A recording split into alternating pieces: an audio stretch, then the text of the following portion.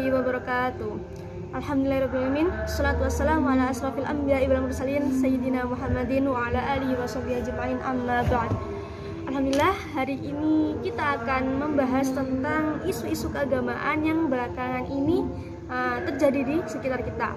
Dimana saya hari ini akan membahas tentang peristiwa pencopotan papan nama salah satu organisasi Islam yang terjadi di daerah asal saya, yaitu di Banyuwangi, tepatnya di Desa Tampo, Kecamatan Celuring. Ya, jadi setelah ditelusuri ternyata terjadi kesalahpahaman di antara wakif atau orang yang memberi wakaf, ya, wakaf terhadap nazir atau orang yang mengelola wakaf, ya, di mana wakif ini mewakafkan sebuah masjid, sebuah tempat, yaitu masjid, untuk diolah secara umum. Jadi karena tiba-tiba ada pelang organisasi Muhammadiyah, jadi wakif ini bingung, ini kaget dan meminta pelurusan kepada nazir, kenapa kok ada pelang Muhammadiyah, ya, padahal wakif menghendaki untuk pengolahan masjid ini secara umum saja.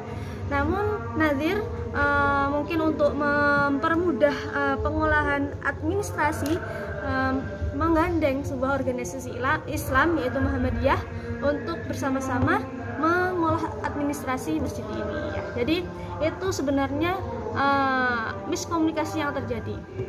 Ditambah lagi, ya, kalau di internet kan banyak sekali hal-hal yang mudah untuk menyulut perpecahan, ya. Jadi internet ini, di sosial media beredarlah sebuah video, potongan video yang menampilkan pencopotan yang dengan terlihat secara paksa, ya, oknum warga, ya. Oknum warga ini terlihat mencopot secara paksa pelang papan nama organisasi Muhammadiyah. Nah, inilah yang menjadi cikal bakal perseteruan atau perpecahan di antara masyarakat. Jadi mungkin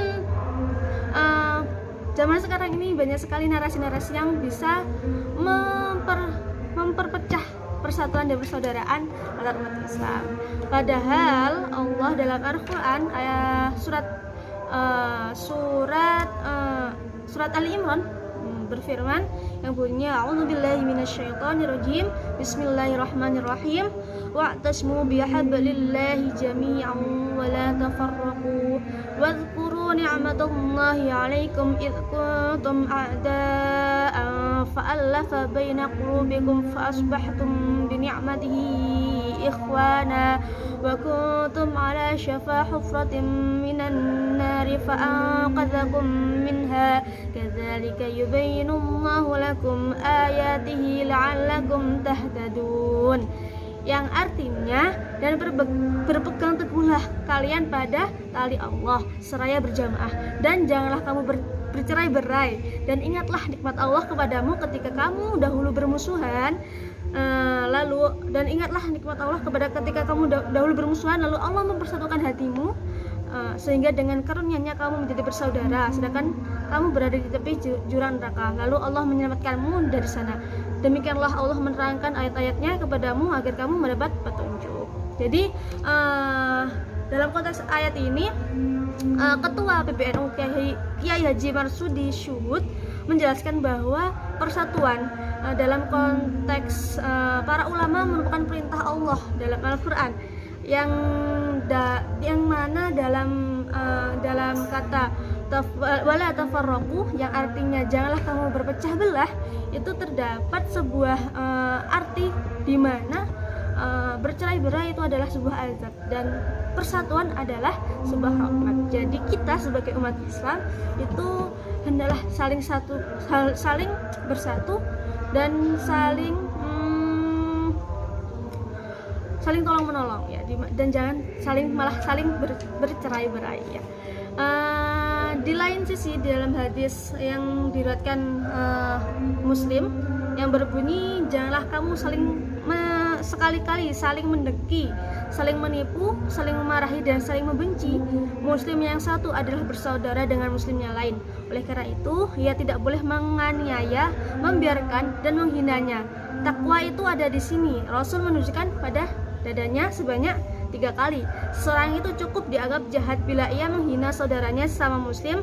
Setiap muslim yang satu terhadap muslim yang lain itu haram mengganggu darahnya, hartanya, dan kehormatannya. Jadi di sini Rasulullah SAW sangat menekankan bahwa kita sesama muslim itu adalah saudara, di mana tidak sepatutnya saudara itu saling bercerai-berai, tapi sangat harus untuk terus bersatu.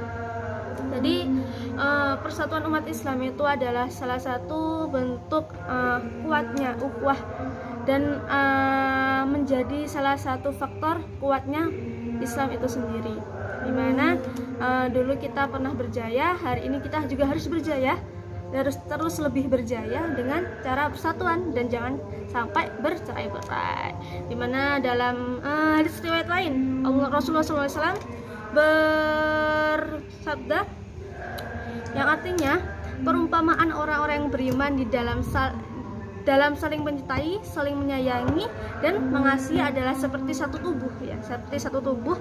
Bila ada salah satu anggota tubuh yang sakit ya, tubuh mengadu kesakitan, maka anggota-anggota tubuh yang lain ikut merasakannya, yaitu dengan tidak bisa tidur dan merasa demam. Hal ini sekali lagi menjadi penekanan bahwa Rasulullah itu sangat ingin bahwa umatnya ini saling bersatu, saling tolong menolong, saling menyayangi ya, tidak malah saling membenci. Jadi dalam menurut saya pada arus globalisasi dan zaman-zaman yang semakin canggih dan semakin banyak fitnah-fitnah yang bertebaran ini, kita harus lebih bersatu, lebih mengeratkan barisan untuk umat Islam, untuk Islam yang lebih berjaya, yang lebih mencapai kejayaan lagi seperti yang dahulu, kalau bisa lebih dari itu.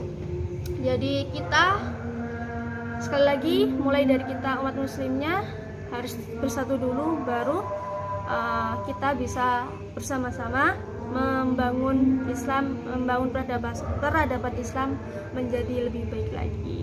Seperti itu, hari ini kita belajar persatuan, kita harus bisa menerapkannya, kita harus bisa menyebarkan perdamaian, persatuan di sekitar kita ya, karena sekali lagi persatuan itu adalah rahmat dan bercerai-berai itu adalah azab.